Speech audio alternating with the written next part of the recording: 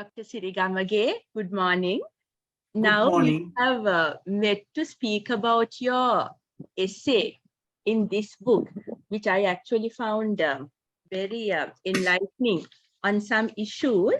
And in this book, Sociology and Social Anthropology in South Asia, Histories and Practices, the editors Ravi Kumar, Devnath Pathak, and Sasanka Perera has brought to light the fact that when you talk about sociology or anthropology, you cannot generalize theories, concepts, problems globally because they're all specific to the context.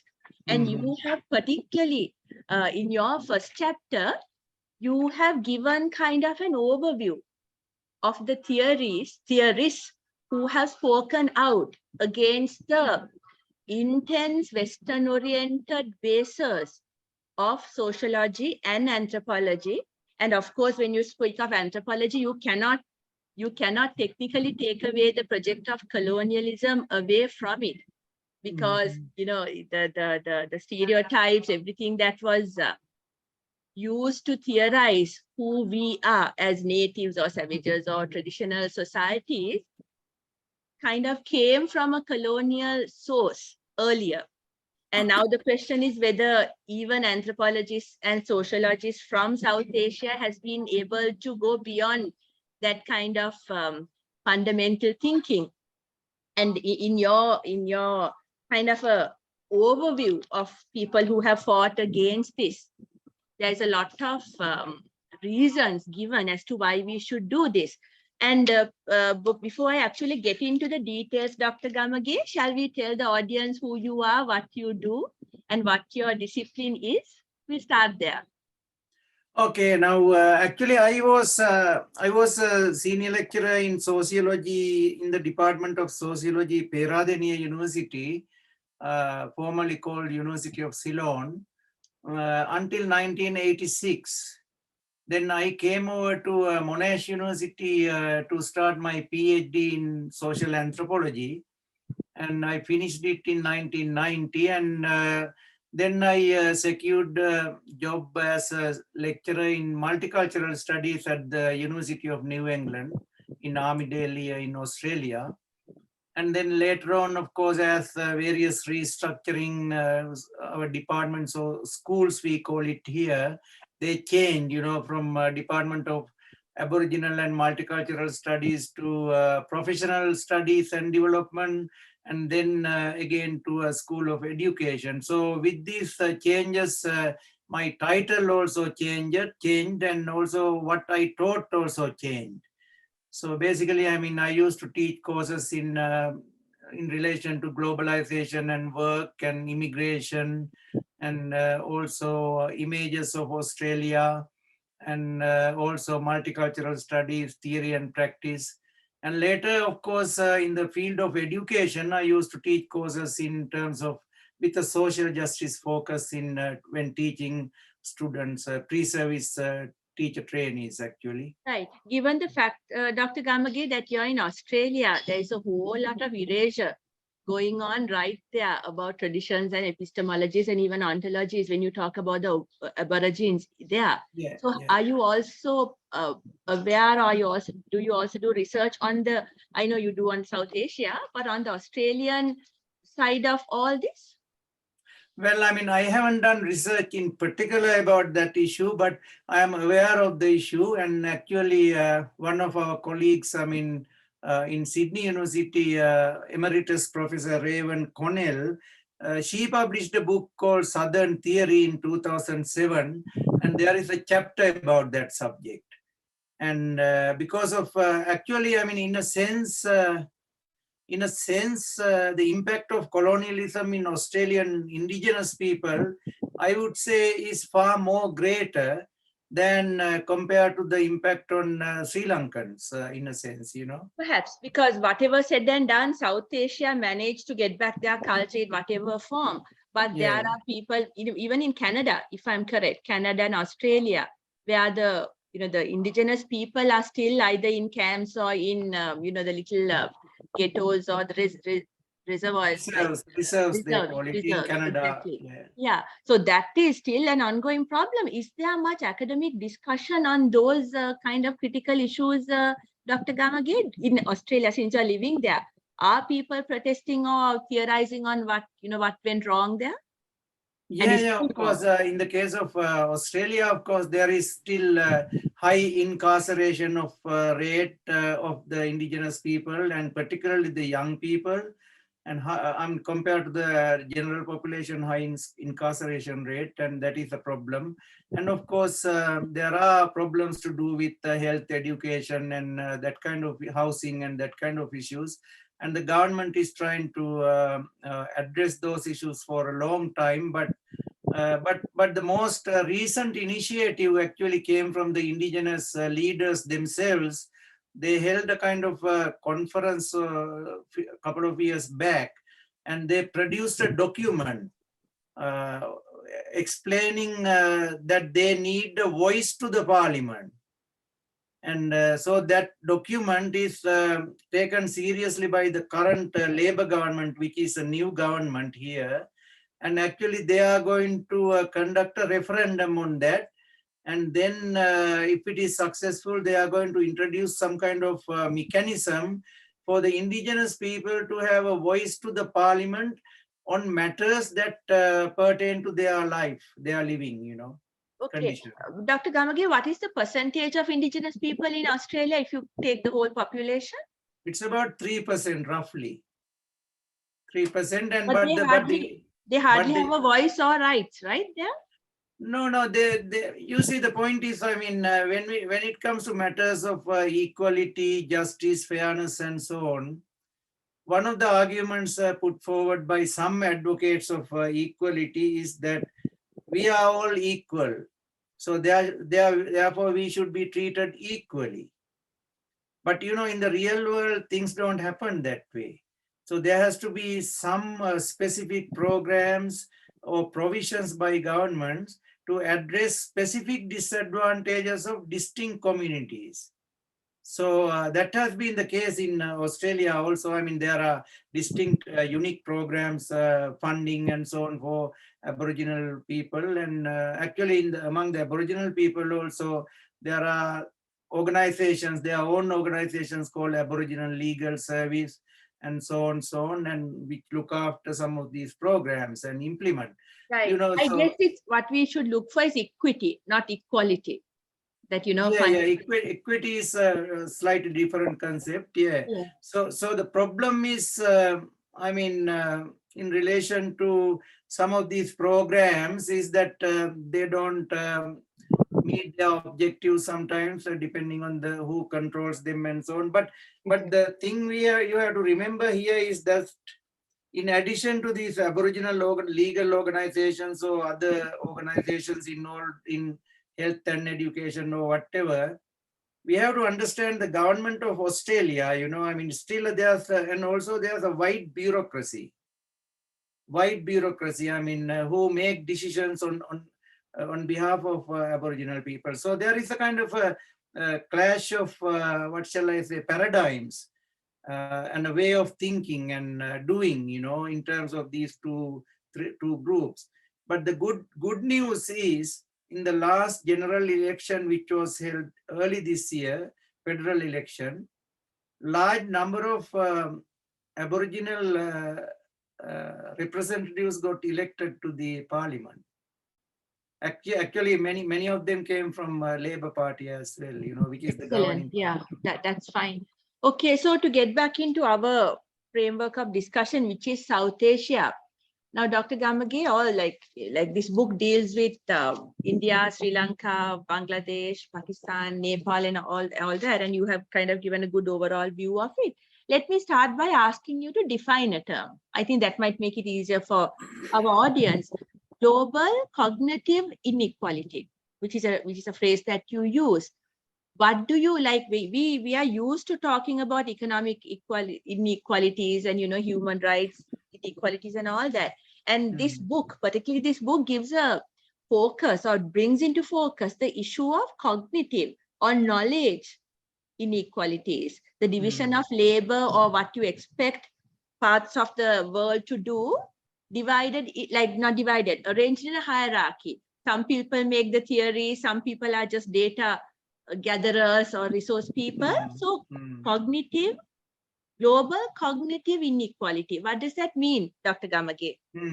Actually, that term cognitive injustice, rather inequality also associated with it, it came from Santos. There's a sociologist, Portuguese, I think his background is, but he has been writing, he has written several books also on this subject. And that's a term that he coined, cognitive injustice. And then, of course, other writers along the decolonial or Southern theory perspectives or post-colonial theory perspectives, they also utilize some of these ideas. What is meant by that is, that in terms of knowledge production and the way we construct knowledge, the way we collect information and analyze, to construct knowledge and disseminate knowledge through our universities and schools and other books and journal articles. I mean, when we look at this whole process, I mean, there is some kind of hierarchy and inequality between those centers of knowledge production in the global north nominally, and those centers of knowledge production or knowledge dissemination in the global south. And this also relates to our imperial and colonial histories and the hierarchies put in place by the colonial masters during the colonial period for these kind of activities, and also the emergence and spread of disciplines, the segregated teaching, and that is part and parcel of maintaining this kind of global inequality in knowledge. And also the fact that it was the British colonizer who practically put the education systems in place in South Asia. I'm pretty sure that had a very significant impact on how teaching is done and who we look to as the creators of knowledge and theories. Yeah, that is true, because during the colonial period, actually, they introduced this Western education systems, including the disciplinary boundaries and disciplines. And when you look at, when you dig deeper into this disciplinary knowledge, I mean, for example, I come from sociology and to some extent education background. When you dig deeper into these methods of knowledge production, what we call research in a simple sense, what you find is there is conceptual frameworks, theories, methods of gathering data, analyzing and interpreting data, and that kind of whole gamut of things are involved. And we also call it epistemology in a sense, the knowledge production methodology. When we look at them, say for example, we take some conceptual frameworks or perspectives. I mean, it is okay for Western universities to utilize, for example, Western conceptual framework, concepts and conceptual frameworks. But when you look at the practitioners, social science and humanities practitioners in the global south also, you find the same thing. Now, even in the case of India or Sri Lanka or Bangladesh or wherever, when we look at the conceptual frameworks and so on we are using in our disciplines, mostly they are Western oriented, and not only oriented, but came from Western countries, basically in our case, English speaking countries, and the point is, I mean, they are so segregated to the extent that when somebody write doctoral dissertation or something, in the first few chapters, you have a literature review chapter.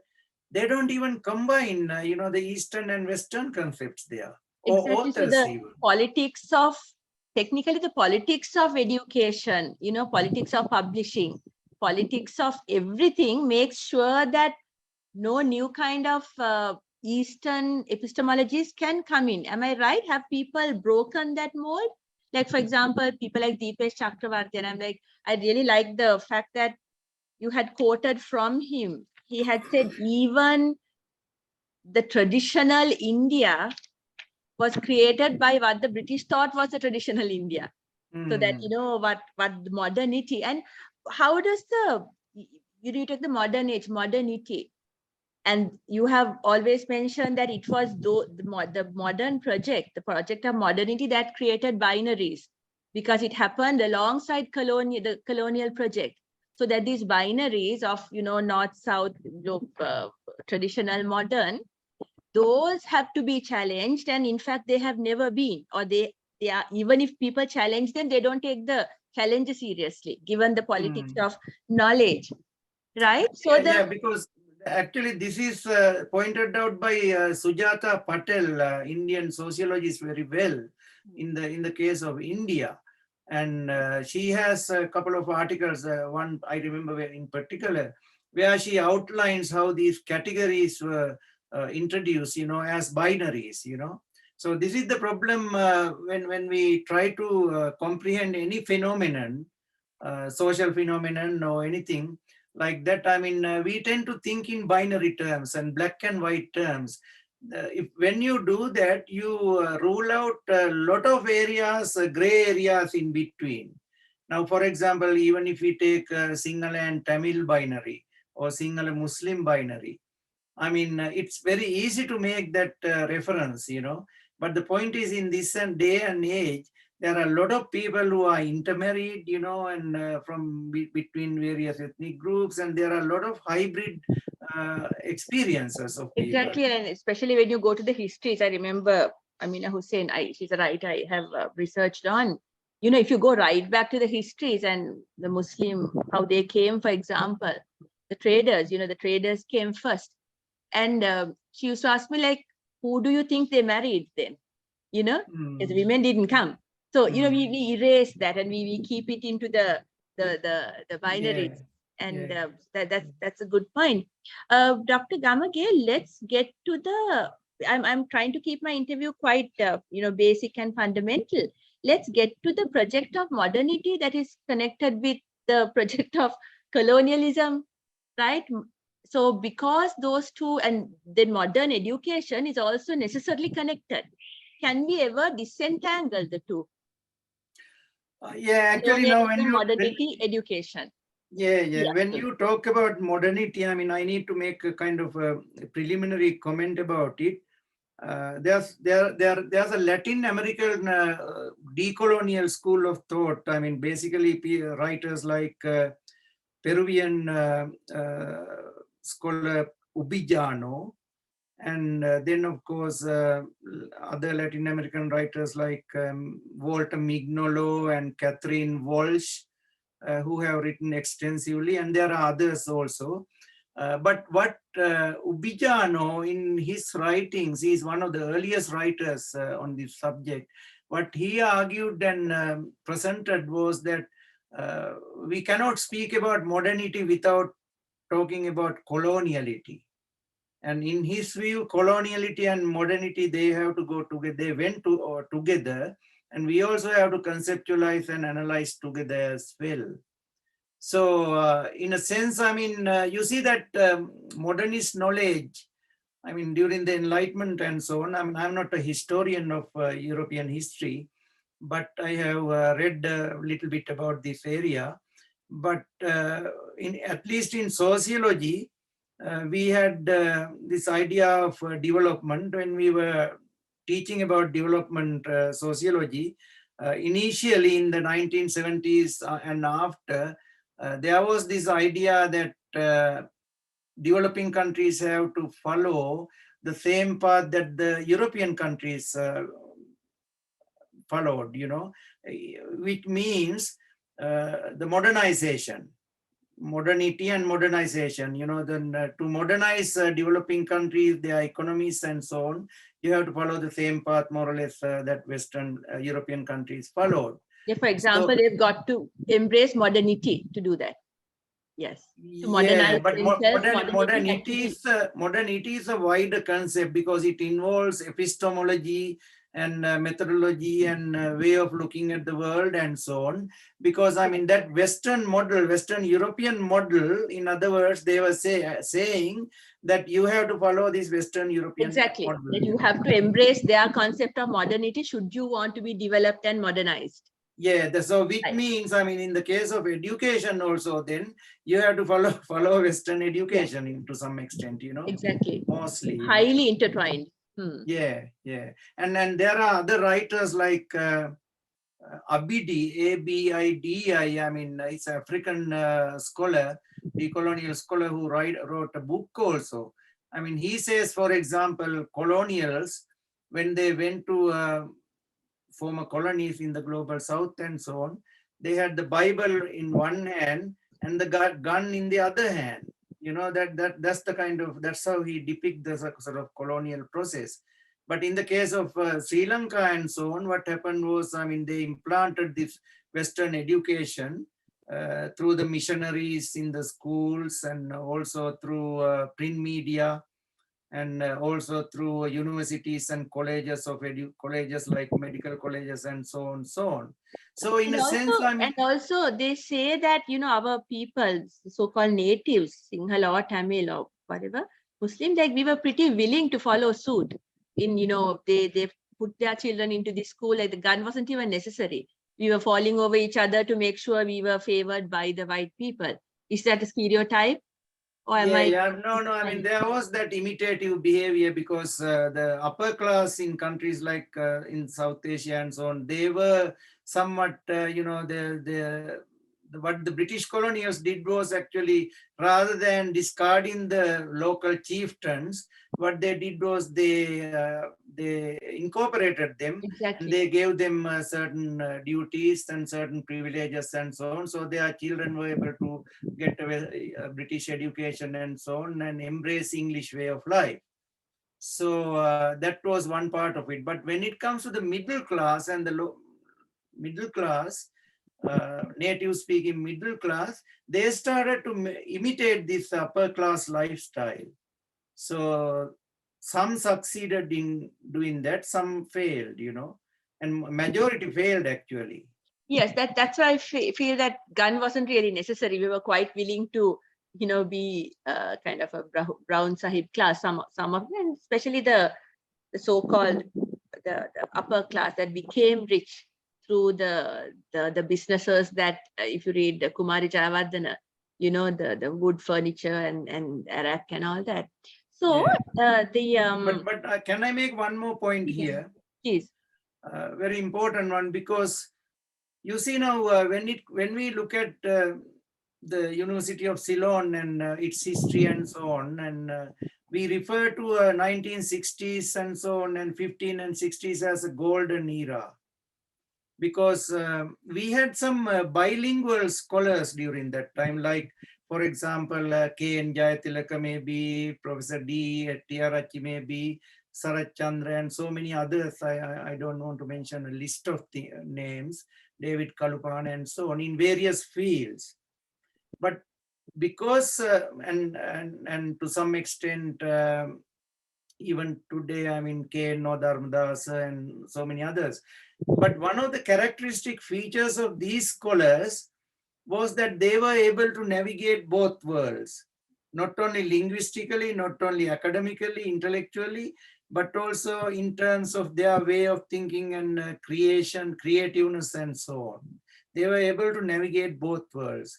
So in a sense, what it meant was that they were able to maintain their identity, their own identity as a Sri Lankan scholar, and you know, knowledgeable about the Oriental knowledge. And then at the same time, they were able to grasp the intricacies of the Western knowledge or the British European knowledge, and then make a kind of a balanced analysis, and then come to certain conclusions in their own way. Which But might be ideal. That was an excellent ideal ability. Exactly, which we may not be. So the thing is now, you know, when the British came and put the so-called modernity-based education here in Sri Lanka specifically, and, you know, of course in India and that part of the world, there was already a very strong system of education established, which like the problem with colonization is they think history starts with their coming and they Yeah. kind of ignore whatever, but we had Piriven, and India had their own systems of education. Technically, what happened, like were they disregarded completely, and what happened, and why are we now like the modern, for example, second, third generation scholars after, say, Professor Keno Dharmadas and that generation? Why are we also very quick to push them away as not being important? Because obviously the global politics of knowledge production doesn't give much of a place to that. And when they have tried concepts like Orientalism has messed that up too. Right? So let's just take it step by step. What happened to the already existing systems of education in South Asia when these modern forms of institutions based on modern education were established? Were they Yeah, completely the thing is, I mean, when we speak about education, actually we cannot speak about education without talking about power, because power and education, I mean, they are related, I mean, those who have power control our lives. Those who have power control our way of living, and those who have power control our education and way of learning and so on, And actually this power connection, nexus between power and education and disciplines, I think it comes from one European scholar, but forget his name at the moment. But it's a very important link, nexus between power and knowledge, power and knowledge. So what I want to emphasize here is, because the British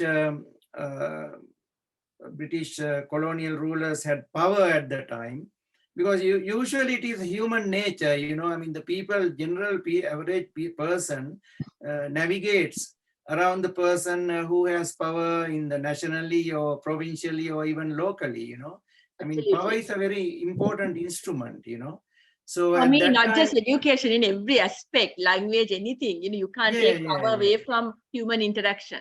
Yeah, but the other side of it is, I mean, there is delegated power by the transferred power by the people to certain, under the democratic system, certain representatives, like MPs and ministers and so on, prime ministers, under the democratic system. But there again, this conflict between those who govern and the population is everywhere. It's not only in global south, but even in global northern countries, it is there, Truly, And yes. so the point is, I mean, what happens is, through these processes, I mean, initially colonization, but later on this transfer of power from the people to the parliamentarians, and of course the way they are behaving and so on. Sure. What happens is, Dr. Gamage, to get back to the Piriven system, what actually happened were I know the Portuguese were also very, very keen to make sure the native religions were suppressed or erased. What happened to the particular Piriven education? Do you know, were they conducted nevertheless? Were the native, like those who did not have access to English-speaking colleges, like, for example, where did the others go? Did the Piriven education then transfer into the school system? What happened? What actually happened? I think my understanding is, in the case of Sri Lanka, what happened was, actually, the Piriveners had royal patronage before colonization, so Yes. therefore they had resources, support, and so on, and recognition as well. And during that time, of course, Sri Lankan scholars, I mean, students of various religion, maybe language and literature and so on, they used to go to Indian centers of learning for their higher degrees, and so on. So India managed to continue their Eastern systems of education. Well, in the case of India also, I mean, this impact of Western education is great in India also. Yeah. But I cannot comment on what happened to the Indian indigenous system with the colonization, because I haven't researched that area very much. But in the case of Sri Lanka, what happened was, because that royal patronage was lost, And then, of course, the result of colonization, British colonization in particular, was to cut that umbilical cord with Indian centers of learning that the Sri Lankans had, and then orient them to the European way of learning, European centers of learning. So that was one thing. And Dr. Malalgoda, Kitsiri Malalgoda, actually, before he passed away several years ago, and he wrote a very important article which he sent to me.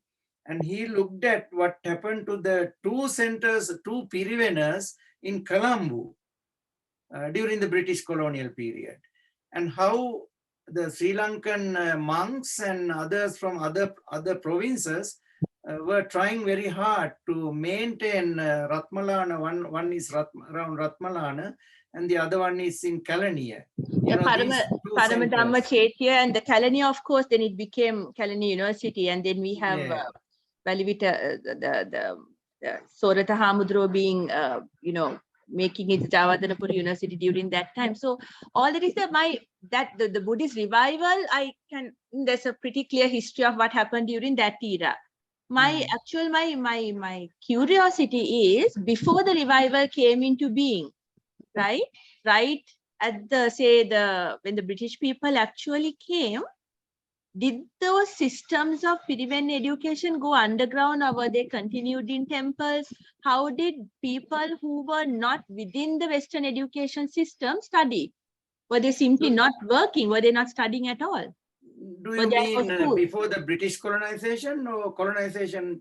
Beginning of it, like the Buddhist revival movement would have happened towards the latter part now, with all the Piriven actually everything established.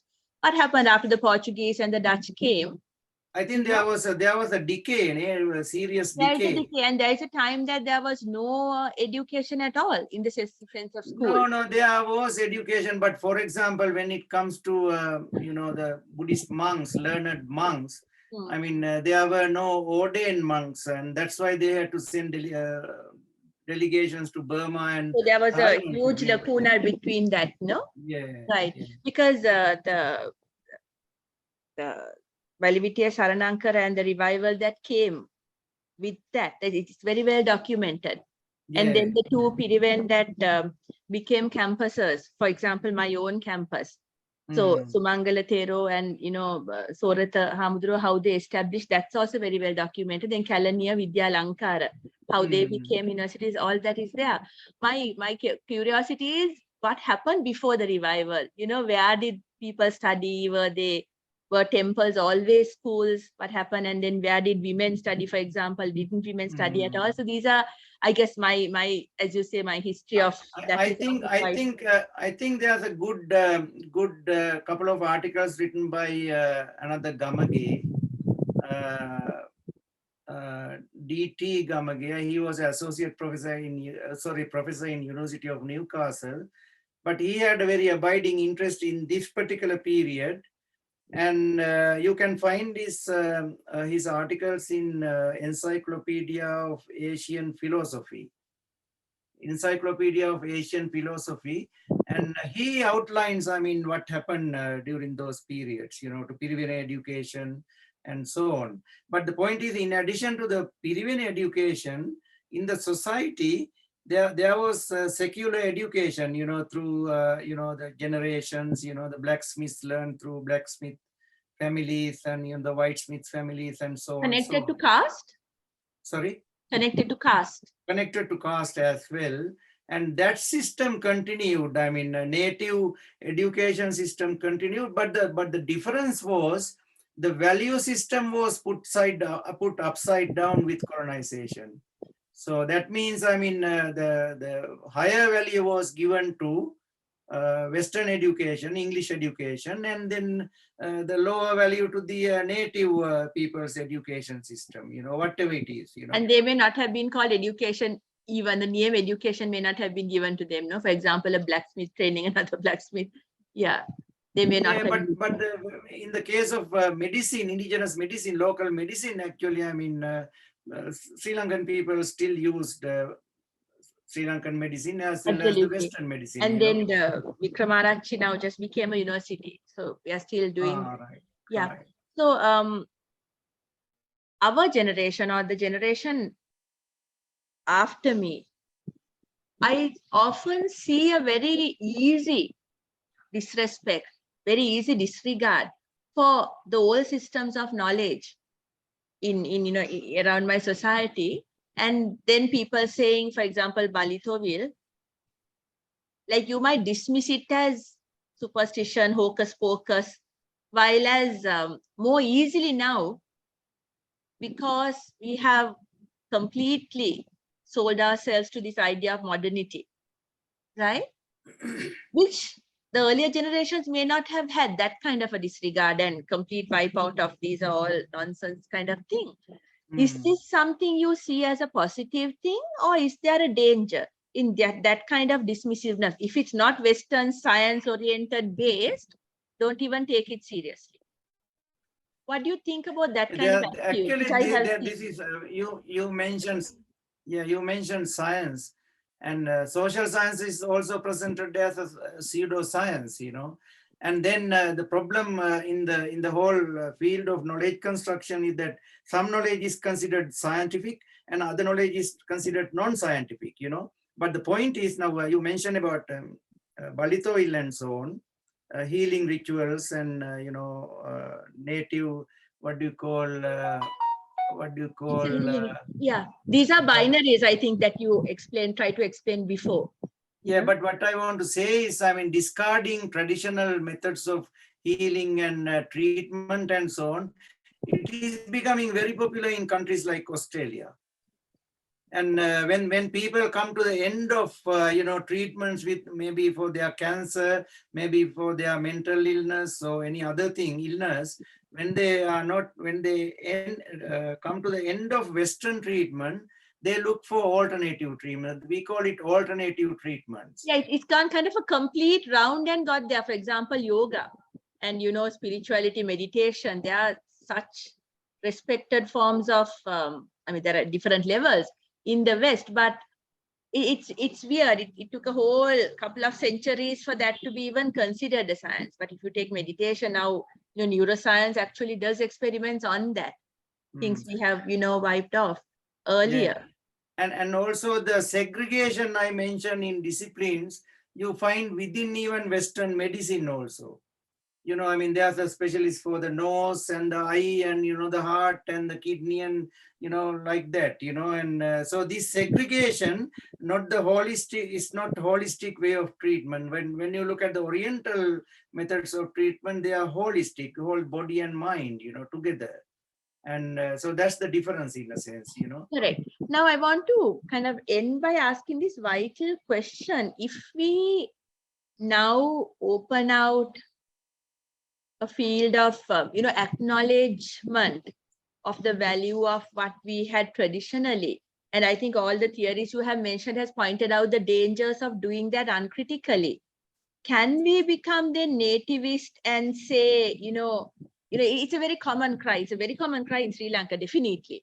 We need to be proud of our own culture and, what is this? We are worshipping the West and all that, which has a clear political agenda, which is kind of a dangerous nativism, which we have seen happening in this country. Where is the line going to be drawn then, Dr. Gamage? Actually, we have to be critical. I mean, when we study Western concepts or theories and methods and so on, and apply methods and so on, and that is one part of the thing, because they can be very hegemonic in a sense.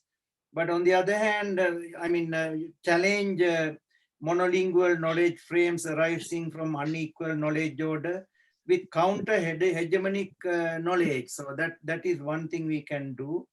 And also when we look at knowledge systems, fundamentally they can be integrationist. That means try to maintain the status quo on one hand, and then knowledge system can be oriented for social change on the other hand. So in a sense, in my preference is for knowledge systems and frameworks which emphasize change rather than Yeah, maintaining the in your system. article, you have said that we have to be careful not to dish everything that the Western, the world has Oh, given us. yes, yes. And Yeah. like, I guess if you go back to your ideal kind of academics, well, not ideal, but people like, Kiana Dharmadasa who kind of get the best of both. Maybe that, no, because one danger I see, and, we have very strong movements towards, say, the Ravana myth or whatever in Sri Lanka right now, before that. A middle ground where you are critical of both the Western epistemologies and the Eastern, but you're also willing to think about both and not completely throw away a whole world system simply because it doesn't match the Western scientific knowledge. So maybe that kind of integration, and in your conclusion, that's what you have actually said, integration of both. One problem that you have mentioned in your article is that kind of theories and new epistemologies haven't come from South Asia. And the reason being, South Asia itself is not a hegemonic one block thing. There's so much diversity, so much plurality within the people of South Asia that it might be difficult to consider anything kind of universal. And is that then one of the fundamental problems for coming to kind of a South Asian theory or something? I don't actually, I didn't grasp your question in a sense. Okay, say all the methodologies and the concepts that we call universal, which have come from the West, you have said have not been successfully challenged by South Asia, right? And one, I think it's Alatas that has said, one of the reasons for that is South Asia itself is a very heterogeneous concept. It's very, very, it's not one block. There's so much plurality and diversity here.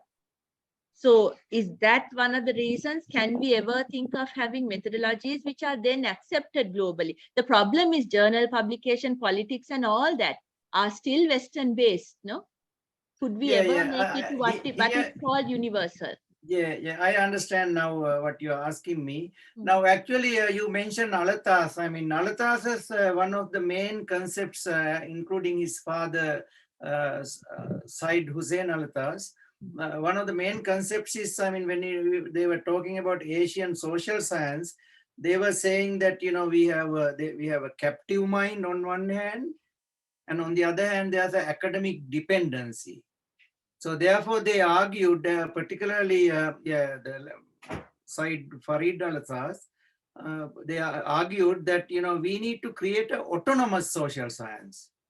But other people argue that we need to create an indigenous social science. But these Alatas father and son, they had been arguing that it should be an autonomous social science. What is the difference between those two, Dr. Gamage? Indigenous social science has a tendency, probably there's a potential for it to become nativism. Exactly. So whereas autonomous social science or autonomous knowledge production, I mean, basically, I mean, you don't really embrace native or indigenous knowledge system or ways of thinking and doing just purely for the sake of it, but you still adopt some sort of critical stance about it. You see, now, for example, development, poverty, or any other social issue that we have, in our societies.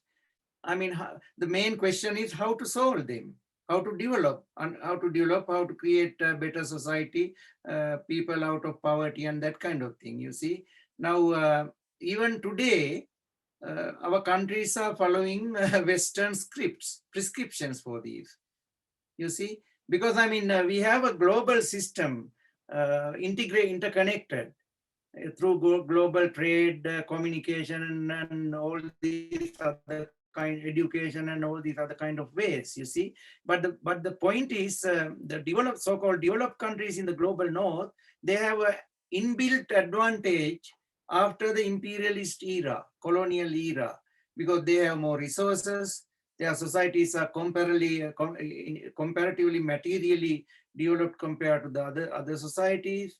and their education centers have more resources and facilities compared to other countries in the global south and so on. So they have an inbuilt advantage, and when in terms of even education, the problem is today it is marketed, Western education is marketed as so-called international education, right? So then what happens there is fundamentally what is underneath is they market it in terms of not only education, but connected with migration.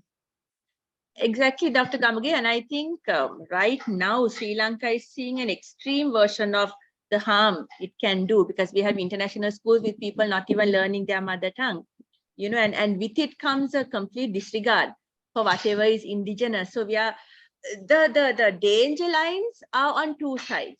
When one becomes extreme, the other can become extremely extreme as well, and you might embrace nativism. And, we have seen the dangers of politicians using that. And we have seen the practical disaster that can await us when politicians use this kind of thinking for their own ends, right? And we have academics also, not being, you're saying be critical of both. Yeah, but the main problem we have to understand here, the effect of colonialism actually.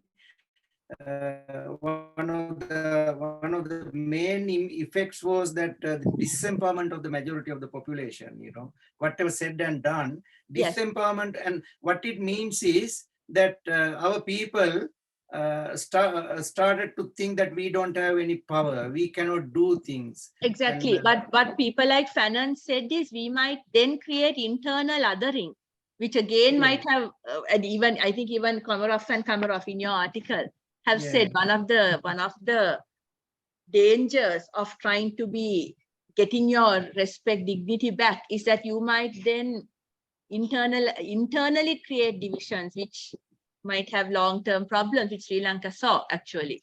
Yeah, I mean, the solutions to the problems that our countries face in the global south, South Asia and Asia in general, solutions are within ourselves. There are solutions. The solutions can be found if people come together and then try to find solutions. But what has happened with this dependency syndrome is that our people think that, we don't have the solutions. The solutions have to come from the West, yes, or some other country. And also not only the solutions, but the money also should come from those countries, No, because we are completely fund dependent and we have this really kind of reverence to the West, which I think is very harmful. And what chances are there of local institutions, educational institutions, of ever stepping away from that kind of, let's take your discipline, because I mean, for something like medicine or science, that'll be even harder, probably not done. But at least for liberal arts, what chances are there? How, like the theories that you use, do they have much respect in the Western world, or are they considered mavericks? No, I mean, this decolonization of knowledge movement, it's a growing movement. Okay. And there are a lot of writings and a lot of dialogue, lot of seminars, journals and books and so on along those lines. But one of the things they argue is, when it comes to educational institutions in Sri Lanka, India and other places, for example, Raven Connell, I mentioned about before, what she argues is that, it is very difficult to change the institutions. But we can change epistemology intellectually. Yeah. Intellectually, we are able to change. Yes. So if people in global south who with a like-minded and orientation come together to do certain things in the academic field, then it's possible to change. And what it means is develop a kind of an anti-hegemonic agenda. Correct. The dangers of Sri Lanka again is, I think, can point that out as well. If you're monolingual, for example, if you don't know English, this is also a very easy way to take, let's not take anything from the West. We have our own epistemologies. So saying that with a deep knowledge of what the West offers, and saying that because you can't actually access what the West has given, I think there's a big difference there, Dr. Gamage, which we might have to consider in the Sri Lankan context. Yeah, you may be right in there. Actually, even this binary West and non-West is not a good way of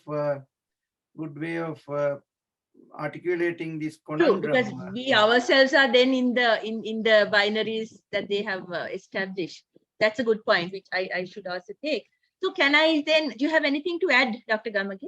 Well, I think in terms of developing a kind of autonomous social science, one thing I can say is suggest is anyone interested in this field to look for classical and contemporary sources in local languages, uh, human behavior, problem, issues, and challenges, and also doing textual analysis about themes, concepts, and theories, and also apply them into local problems, Yeah, and one thing for that you had example, said, sustenance. one thing that you had Sorry. said, Dr. Gamage, of getting local writing also within these discussions. Translation would be a huge problem in Sri Lanka, right? Because whatever is local is hardly ever translated into English, any kind of, nothing. There are some, as I mentioned, kind of some Western scholars like Blackburn in the field of religion, Yeah. Blackburn, she is a lady from US. And And she she just has wrote written, something on Sri Lanka as well. yeah, in some of their work, they actually study local sources. Yeah. And even if you look at Professor Gananath Obesekar, in his later work, he has been going to local sources and, try to find, try to create a story out of what is coming up from there. Right. And but there are some good books someone can read also. There's a book called Asia as Method, written by somebody called Quan Xing Chen. And then there's another book called Decolonizing Methodologies, Research and Indigenous Peoples by L.T. Smith. And also Raven Connell's work on Southern theory and so on. So there are plenty of writings, but I'm just citing a few. But the important thing is, this division between Western European knowledge or American knowledge coming in through our various disciplines, and then our local knowledge embodied in our religion, our literature, our languages, our art, culture, and so on, and medicine. This bifurcation, that has to end.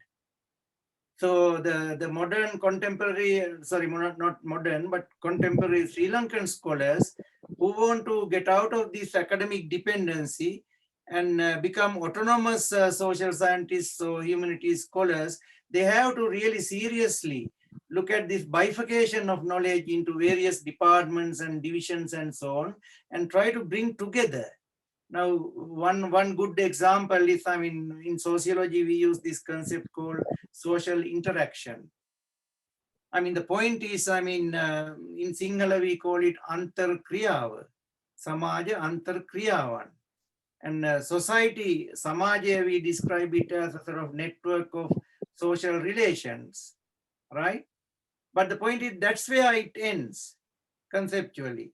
We don't go deeper into what is samaja antarkriyawa and analyze it, right? But when analyzing social interactions or samaja antarkriyawa, we look at them, even Sri Lankan samaja antarkriyawa or Indian samaja antarkriyawa, we look at them through the prism of Western concepts and conceptual frameworks and analyses and theories. So that has to end as well.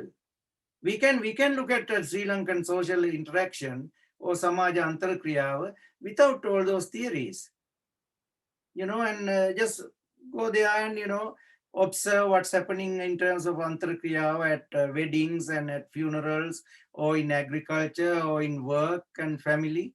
But when you translate that into research, isn't theory a necessary part of it, Dr. Gamage? Theory is supposed to be helping you to understand some kind of phenomena, right? But what is happening in the Sri Lankan or South Asian case is, because these theories are abstract English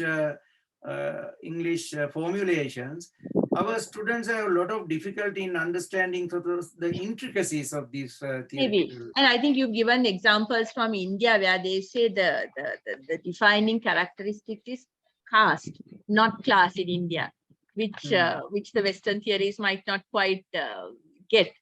So that Indian students also are pretty confused in trying to put the Western ways of looking into their own culture.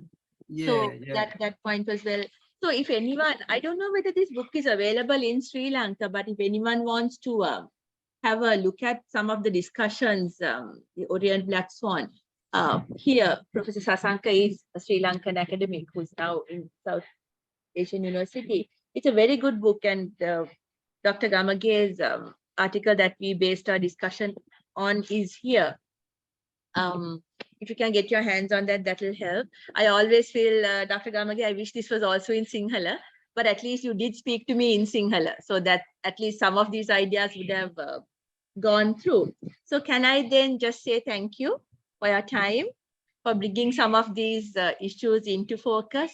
For anyone who listened today would at least know that there is a conversation happening on these lines also, which is not necessarily the political fighting that is going on. It's like, you know, kind of the kind of chintanya that we are exposed to here. Let me then say thank you. Okay. And I'm so glad that you spent a lot of time speaking to me in Sinhala and English. And let's hope this will open up more space for discussion among those who listen to us today. Thank you very much, Dr. Gamage. Thank you. Thank you for inviting me as well. All the best. Thank you, sir. Bye. Bye.